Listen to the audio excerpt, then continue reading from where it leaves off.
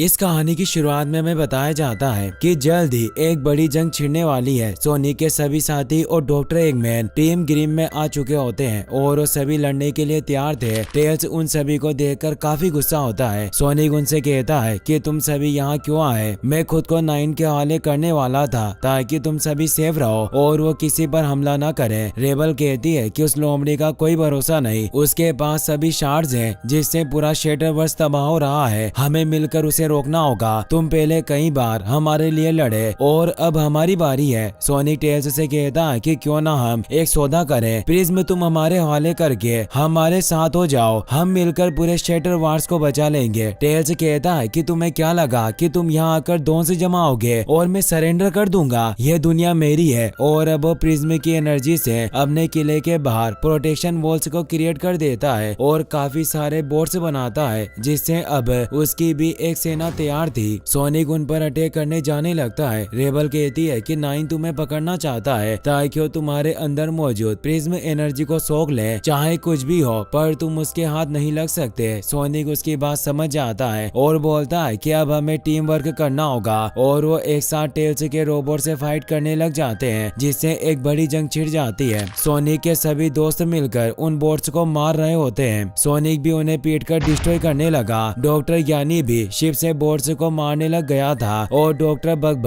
अपने सूट की मदद से लड़ रहा होता है। एमी रोज और रुस्टीज भी साथ मिलकर शिप से लड़ रही थी, पर कुछ देर में ही सोनिक के दोस्त और डॉक्टर एगमैन टीम आपस में ही झगड़ने लग जाते हैं जिससे अब सोनिक की टीम हारने लगी। वो परेशान होता है, हमने अभी लड़ाई स्टार्ट की और हम अभी से हार रहे हैं। नाइन ये देखकर खुश हो रहा था। वो सोचता है कि सोनिक को मुझे एक झटका देना होगा ताकि वो खुद ब खुद मेरे पास चला है और अब वो अपनी पूरी ग्रीम सेना को एक साथ बेंजी और सेल्स पर अटैक करने भेजता है। सोनिक ये देखकर परेशान होता है। सेल्स एक बॉम्ब से उन सभी रोबोट पर अटैक करता है पर इससे काफी तेज धमाका होता है। सोनिक भी दूर गिर जाता है। उसे लगता है कि उसने बेंजी और सेल्स को खो दिया और अब टेल्स अपने रोबोट्स को अपने पास बुला लेता है। सोनिक काफी दुखी होता है पर टेल्स मुस्कुरा रहा था जिससे सोनिक को काफी गुस्सा आता है, पर वो समझ जाता है कि नाइन ये सब जानबूझकर कर रहा है ताकि उसे गुस्से में उसे पास बुला सके। रेबल उससे पूछती है कि तुम अब क्या करना चाहते हो? सोनिक ने कहा कि अगर नाइन ने मुझे पकड़ लिया तो हम में से कोई नहीं बचेगा, इसीलिए हम सभी को साथ मिलकर काम करना होगा,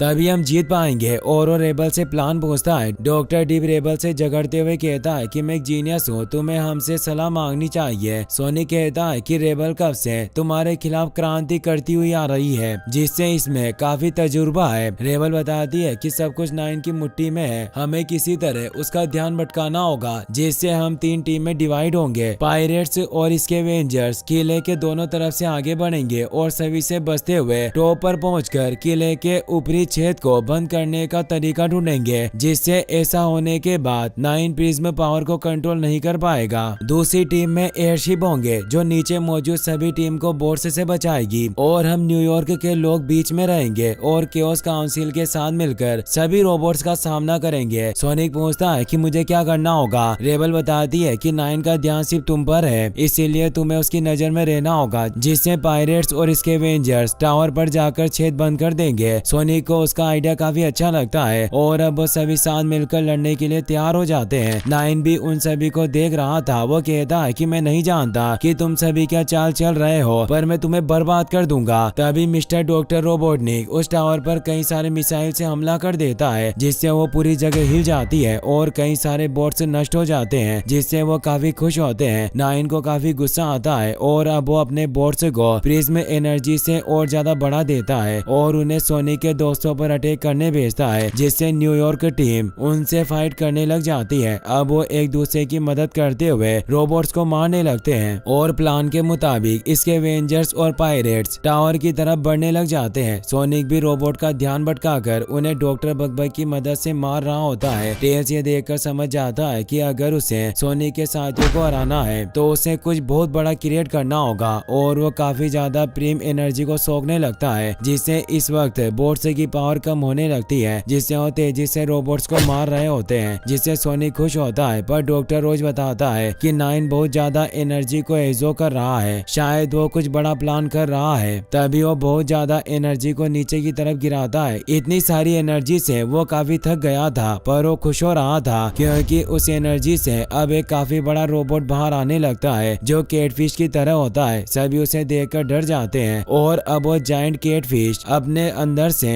काफी सारी मिसाइल निकालता है जिससे वो सभी पर अटैक करने लग जाता है। सभी बचकर भागने लगते हैं और सोनिक अपने साथियों को बचा रहा होता है। कैटफिश अब मदरशिप पर भी अटैक करने लगता है जिससे मिस्टर डॉक्टर काफी डर जाते हैं और उसकी पूरी शिप की सारी कैनन बर्बाद हो जाती है जिससे रस्टीज और डॉक्टर यानी उसकी मदद करने के लिए जाने लगते हैं पर टेल्स उन पर बोट्स से अटैक करवा देता है। सोनिक के सभी दोस्त हार रहे थे। सोनिक उस कैटफिश पर अटैक करने जाता है पर उसे दूर फेंक देता है और सोनिक को कई सारे बोट से घेर लेते हैं जो मिलकर सोनिक को पीटने लग जाते हैं क्योंकि सोनिक बोट से होने से उसकी तरह फास्ट थे, इसीलिए अब सोनिक भागने लग जाता है पर टेल्स उसके आगे एक खाई कर देता है जिसमें सोनिक गिरने लगता है। वो बोट्स अभी भी उसे पीट रहे होते हैं जिससे सोनिक को चक्कर आने लगते हैं पर तभी वहाँ मौजूद शेडो उस बोट को नष्ट कर देता है। सोनिक उसे देखकर काफी खुश होता है और कहता है कि भाई तुम अभी भी जिंदा हो। शेडो कहता है कि मैं बच गया पर तुम मुझे भाई मत कहो, मैं तुम्हारा भाई नहीं। 9 के एल्फा रोबोट ने कब का मुझे यहाँ रोका हुआ था। अगर मेरे पास वो केओस एमरल्ड होता तो मैं यहाँ से टेलीपोर्ट हो चुका होता पर वो पहले ही वॉइड में खो गया था। अब वो दोनों फुल स्पीड में वहाँ से निकल जाते हैं और उन बोट्स को पीटने लगते हैं। वहीं इसके एवेंजर्स लगातार टावर के ऊपर बढ़ रहे होते हैं पर बाकी सभी जायंट कैटफिश और दूसरे बोट से पीट रहे थे।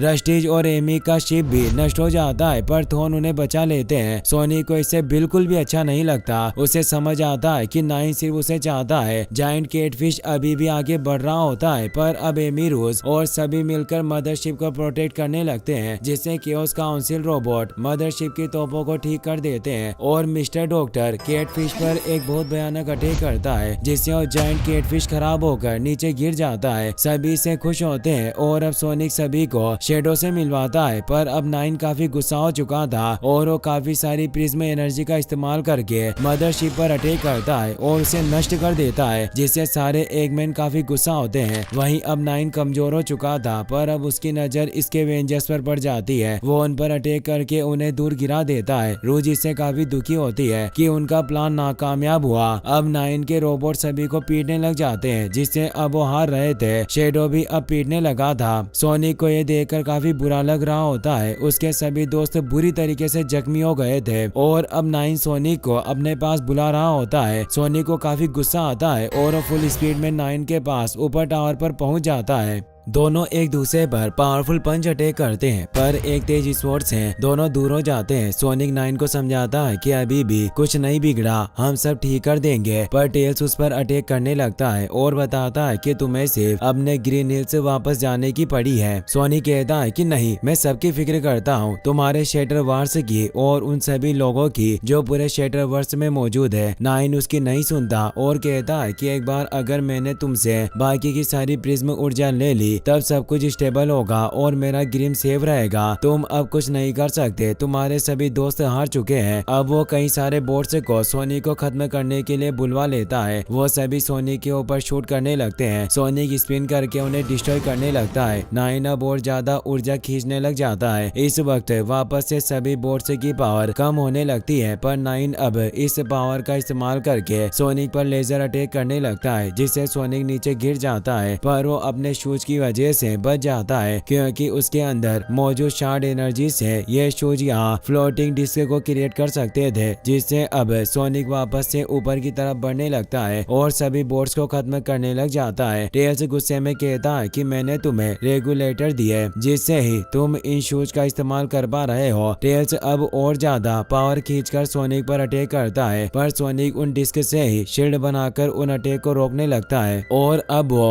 हवा में भी आसानी से चल पा रहा था जिससे अब वो टेल्स को पीटने लग जाता है। 9 उस पर लेजर अटैक करने लगता है पर 9 कमजोर होकर गिर जाता है। सोनिक उसे कहता है कि पक्का तुम हार नहीं मानना चाहते। टेल्स कहता है कि मैं अभी हार नहीं मान सकता और वो प्रिज्म से और ज्यादा एनर्जी एब्जॉर्ब करने लग जाता है। रूस और बाकी सभी बेहोश होने का नाटक कर रहे थे और अब वो मौका देकर सभी बोट्स पर हमला कर देते हैं और उन्हें खत्म करने लगते हैं। शेडो भी फुल स्पीड में बोट्स को पीटने लग जाता है। सोनिक का ये प्लान इंसान था जो अब काम कर गया था, लेकिन नाइन ने अपने सारे टेंटिकल्स को पूरी तरीके से चार्ज कर लिया था, जिससे वो सोनिक पर अटैक करने लगता है। पर सोनिक उसके अटैक को रोकने की कोशिश करने लग जाता है। अब रूज और बाकी सभी सोनिक के दोस्तों ने नाइन के सभी रोबोट्स का खात्मा कर दिया था। नाइन को यह देखकर गुस्सा आता है। सोनिक उसे कहता है कि अब सब खत्म हो चुका है, इसीलिए अब हमें इस दुनिया को बचाना चाहिए। नाइन कहता है कि मेरी वजह से सभी दुनियाएं नहीं सड़ रही, बल्कि ये केओस काउंसिल की वजह से हुआ। उन्होंने न्यूयॉर्क में पोर्टल बनाए थे, फिर भी तुम मेरे खिलाफ हो गए। पर अब प्रिज्म मेरे हाथ में है और अब वो अपने आप को और ज्यादा चार्ज करने लगता है, जिससे ग्रिम का पोर्टल भी घटने लगता है और वो अपने बोर्ड्स को वापस से ठीक कर देता है। सोनिक के सभी दोस्त परेशान होते हैं और वो बोर्ड से वापस से उन्हें पीटने लग जाते हैं। नाइन अब सभी बोर्ड्स को सोनिक को पकड़ने के लिए बुलाने लगता है। सभी ये सुनकर उन बोर्ड्स को रोकने लग जाते हैं, जिससे अब टेल्स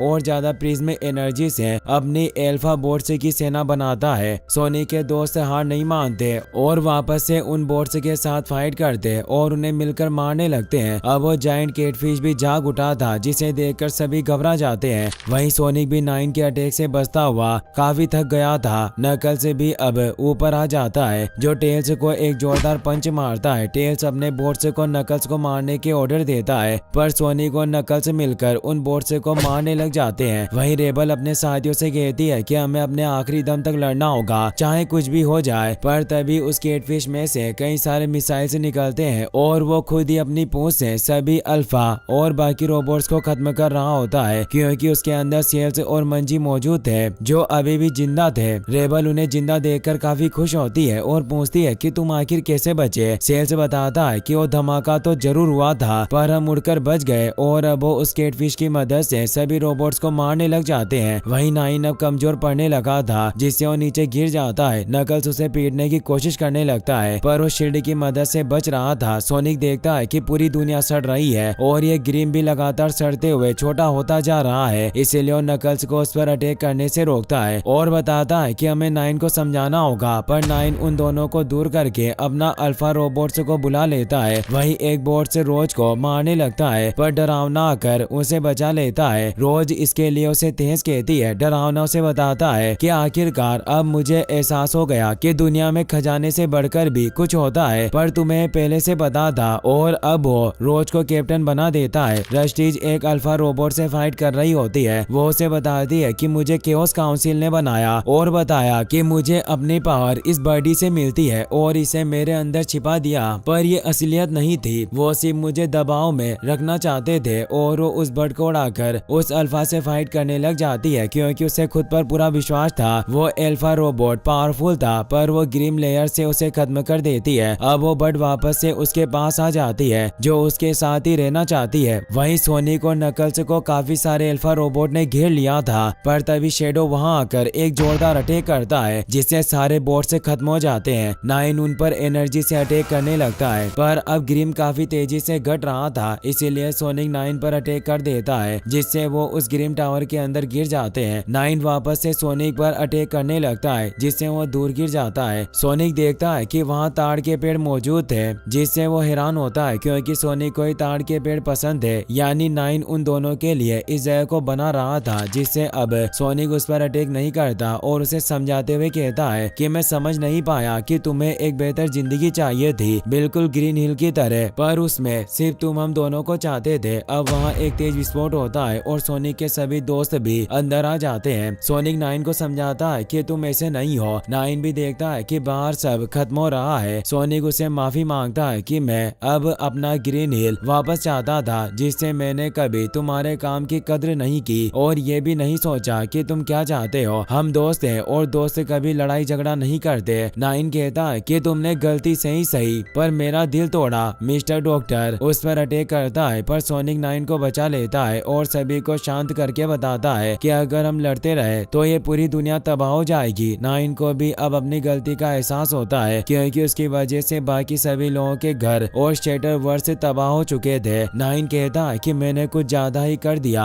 अब सिर्फ ग्रिम का टावर ही बाकी रह गया था और बाकी सभी दुनियाएं खत्म हो गई। सभी काफी दुखी होते हैं, उन्हें लगने लगा कि उनका अंत होने वाला है। सोनी कहता है कि अभी भी सब कुछ खत्म नहीं हुआ और वो रिएक्टर कोर पर चढ़ जाता है और कहता है कि तुम मेरी ऊर्जा निकाल लो और वापस सब कुछ ठीक कर देना। पर सोनिक की जान को इस प्रोसेस से खतरा था। वो सभी से कहता है कि मैं कुर्बानी दे रहा हूँ, पर तुम सभी को वादा करना होगा कि सब कुछ ठीक होने के बाद तुम नाइन को चैन से ग्रीन में रहने दोगे। सभी मान जाते हैं, पर नाइन सोनिक से कहता है कि तुम्हारी बॉडी की सारी एनर्जी निकलने के बाद तुम टूट जाओगे, मैं ऐसा नहीं चाहता। सोनिक कहता है कि हमारे पास सिर्फ एक यही रास्ता है। नाइन मान जाता है और अब वो उसकी सारी एनर्जी निकालने लग जाता है, जिससे सोनिक को काफी पेन होता है और पैराडॉक्स प्रिज्म पूरी तरीके से जुड़ जाता है। सोनिक कमजोर होकर गिर जाता है, पर वो मरा नहीं था, वो अभी भी ठीक होता है, पर वो काफी कमजोर हो चुका था। उसकी बॉडी लगातार फेड होती जा रही थी। नाइन कहता है कि सोनिक की बॉडी बची हुई है, पर मुझे नहीं लगता कि ज्यादा देर तक ठीक पाएंगे। अब सभी डॉक्टर एगमैन अपना असली रूप दिखाते हैं और उस पैराडॉक्स प्रिज्म को घेर लेते हैं। वो उसे अपने कंट्रोल में लेना चाहते थे, जिससे वो सभी को अपने पॉइंट पर ले लेते हैं। सोनिक कहता है कि नाइन इस पैराडॉक्स प्रिज्म की एनर्जी को संभाल नहीं पाया, तो तुम जोकर लोग इसे कैसे संभालोगे। एगमैन आपस में ही झगड़ने लगते हैं, क्योंकि वो सभी प्रिज्म के इस्तेमाल से अलग अलग तरह की दुनिया बनाना चाहते थे, जिससे वो एक दूसरे से लड़ने लग जाते हैं। नाइन अब चुपके से जाकर वॉइड का एक पोर्टल खोल देता है, जिससे वो सभी एगमैन एक दूसरे से लड़ते हुए वॉइड में जाने लगते हैं। रेबल अपने साथियों के साथ अब मिस्टर डॉक्टर को भी वॉइड में भेज देते हैं, पर सोनिक की हालत काफी बिगड़ने लगती है। वो कहता है कि मैं प्रिज्म एनर्जी के बिना शेटर स्पेस में कभी जिंदा नहीं बच पाऊंगा। नाइन कहता है कि प्रिज्म पूरा हो चुका है, जिससे मैं सभी शेटर स्पेसेस को वापस बना सकता हूँ, और अब वो सभी दुनिया को ठीक करने लग जाता है। एक तेज रोशनी होती है, पैराडॉक्स प्रिज्म वहाँ से गायब हो गया था, जो वापस ग्रीन हिल में चला गया, और अब बाकी सभी शेटर स्पेसेस भी वापस से ठीक होने लगे थे। सब कुछ पहले की तरह हो रहा था। सोनिक और बाकी सभी ये देखकर खुश होते हैं, पर सोनिक में इतनी पावर नहीं थी कि वो ग्रीन हिल में जा पाए। रेबल कहती है कि हम सभी को अपने अपने घर जाना होगा, पर सोनिक में इतनी ताकत नहीं बची। नकल्स कहता है कि हम सभी दोस्त तुम्हारी मदद करेंगे और तुम्हें ग्रीन हिल पहुंचाएंगे। अब नाइन भी सोनिक के गले लग जाता है। अब वो सभी एक एक करके सोनिक को लेकर आगे बढ़ने लगते हैं, पर अब कुछ ही वक्त बचा था और सोनिक की हालत काफी बिगड़ती जा रही थी। इसलिए शेडो सोनिक को पकड़कर ग्रीन हिल की तरफ बढ़ता है और वो वक्त रहते ग्रीन हिल में पहुंच जाता है, जिससे जब सोनिक की आंख खुलती है तो वापस उस वक्त में पहुंच जाता है जब डॉक्टर एगमैन उस चार्ज को तोड़ने की कोशिश कर रहा था और उसके सभी दोस्त उसके रोबोट्स से लड़ रहे थे। सोनिक अपनी स्पीड में सभी से मिलते हुए खुश होता है। इस बार सोनिक प्रिज्म पर अटैक नहीं करता, बल्कि एगमैन पर करता है। साथ ही अब वो टीम फाइट का मतलब समझ चुका था, जिससे अब वो अपनी टीम के साथ उसे फाइट करता है और एगमैन और उसके सभी बोट्स को नष्ट कर देता है। साथ ही अब शेडो भी वहां चुका था, जिसके हाथ में केओस एमरल्ड था, और अब वो प्रिज्म को उस जगह से गायब कर देता है, जिससे अब एगमैन वहां से भाग जाता है। अब सोनिक अपने दोस्तों के साथ खुश होता है और चिली डॉग बनाकर लाता है, पर उन सभी को सोनिक बदला हुआ लग रहा था और अब वापस से ग्रीन हिल पर खतरा मंडराने लगता है, पर वो सभी इसके लिए तैयार थे। इसी के साथ ये सीरीज यहीं पर खत्म हो जाती है। वीडियो पसंद आया हो तो अपने दोस्तों के साथ शेयर करना। Take care, good bye.